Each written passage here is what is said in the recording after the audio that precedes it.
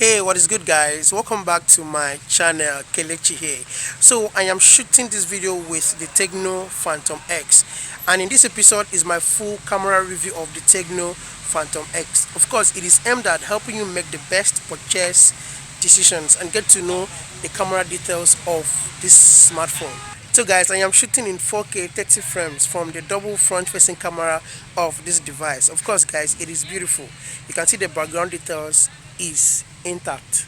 And another thing I commend is the image stabilization of this device. So guys, let me switch to 1080p and compare the footage.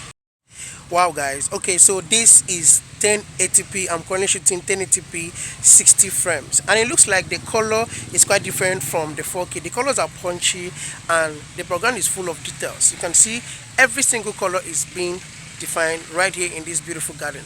Okay guys, so what do you think of the sound and the picture quality coming out from this device? Which one do you prefer, the 4K 30 frames or the 1080p 60 frames? Do let me know what you think in the comments below.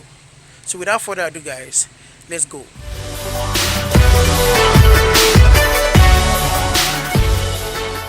Okay guys, so it's been a month now since the introduction of the Tecno Phantom X, and I must say guys, this phone is already snatching away consumers from other big name brands. Of course, it's a flagship device and Tecno did so well here. Very commendable. So you're getting this phone at a flagship price of 240,000 naira or $584.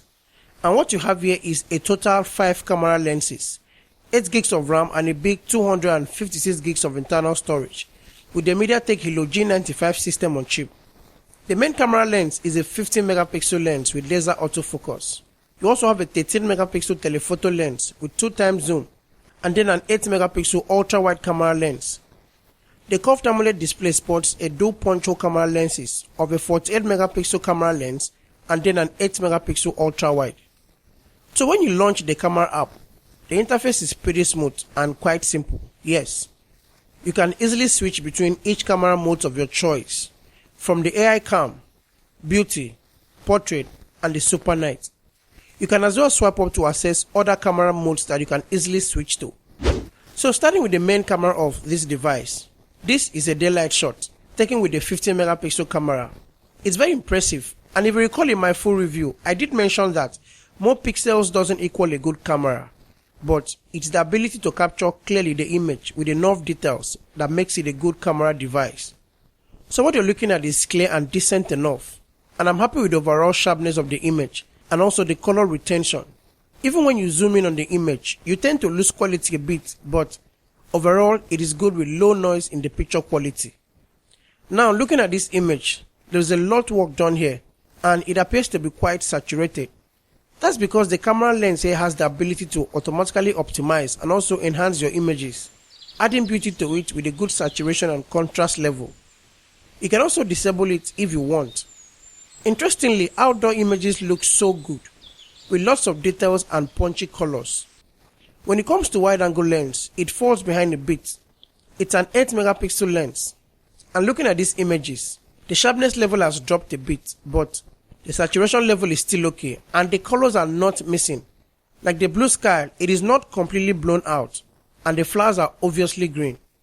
The 13 megapixel telephoto camera is very decent. You have vibrant colors with a satisfied sharpness level. Although there are still noises in its images, you can barely spot them.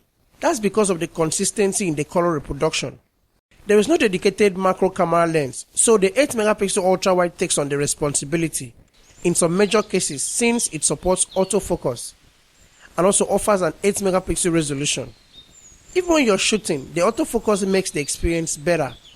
You get plenty of fine details and overall sharpness, but make sure there's enough lighting.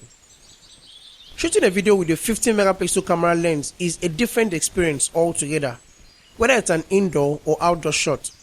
It is not disappointing at all, and you have plenty of details in your shots, and it's highly recommendable for whatever reason you may need a good video recording smartphone. The chipset here allows up to 4K at 30 frames and also 1080p, and you have punchy colors with good dynamic range.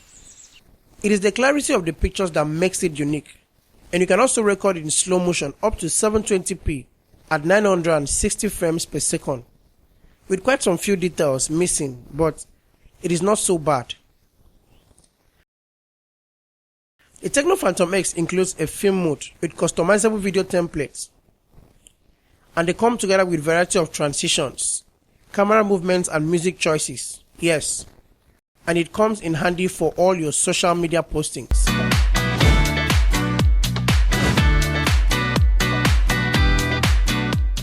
Okay guys, so this is me flexing with the front facing camera of the Tecno Phantom X.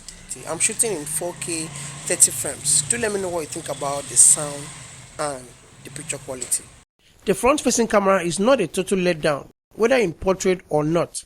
You have details present in your images. So guys, the Tecno Phantom X isn't just a flagship device. For me, it is also a good camera-centric device. With a flagship price of $584 or 240,000 naira. So guys, what are your thoughts? My overall camera performance of the Phantom X is a good experience. Although it's a bit expensive, but it's worth it and it's a good buy. So please share your thoughts with me and kindly subscribe if you're new to my channel. Thank you so much guys, and I'll see you in the next one. Peace.